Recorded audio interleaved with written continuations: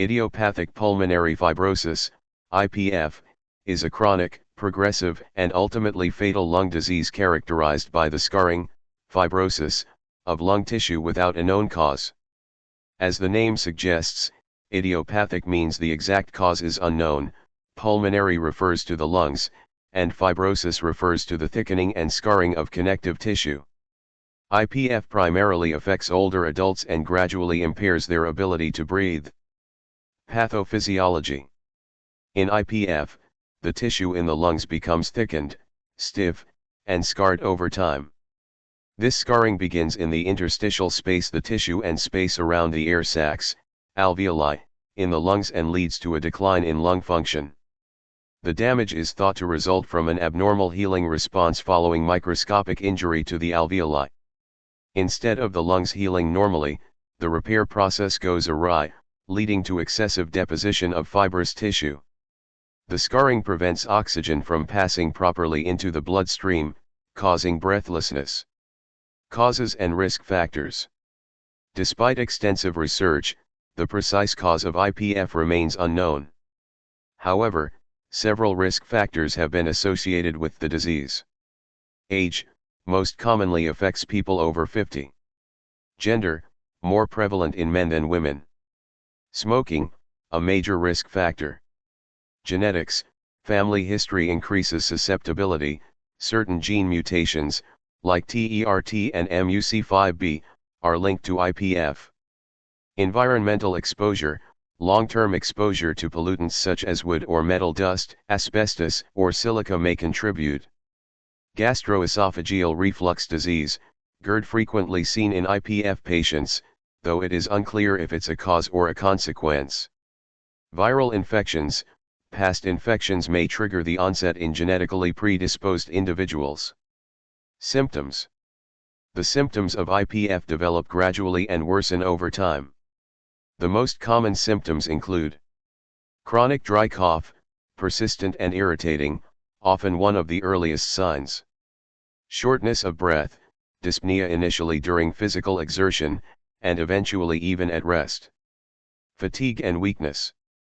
Clubbing of the fingers or toes, a sign of long-term oxygen deficiency. Unexplained weight loss. Chest discomfort or tightness. Because these symptoms are nonspecific and mimic other lung diseases, like COPD or asthma, diagnosis is often delayed. Diagnosis. Diagnosing IPF is complex and requires the exclusion of other diseases. The following tools and methods are commonly used. High-resolution computed tomography, HRCT, crucial for identifying the characteristic patterns of lung scarring. Pulmonary function tests, PFTs, assess lung capacity and function. IPF typically shows a restrictive pattern. Oxygen level measurement, either through pulse oximetry or arterial blood gas tests. Bronchoscopy or lung biopsy, in selected cases, tissue samples are taken for examination. Exclusion of other causes, doctors must rule out autoimmune diseases, environmental exposures, and drug-induced lung damage. Progression and complications. IPF is a progressive disease, meaning it gets worse over time. The speed of progression varies. Some patients deteriorate quickly, while others decline more slowly. Without treatment, most patients live only 3 to 5 years from the time of diagnosis.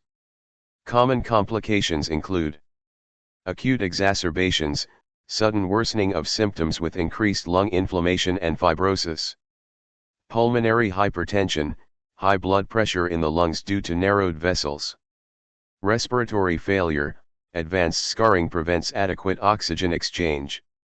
Lung cancer, IPF patients have a higher risk of developing lung cancer. Treatment and management. There is currently no cure for IPF, but several treatments can slow its progression and improve quality of life. Antifibrotic medications. Pirfenidone, reduces lung scarring. Nintedanib, slows lung function decline. Oxygen therapy.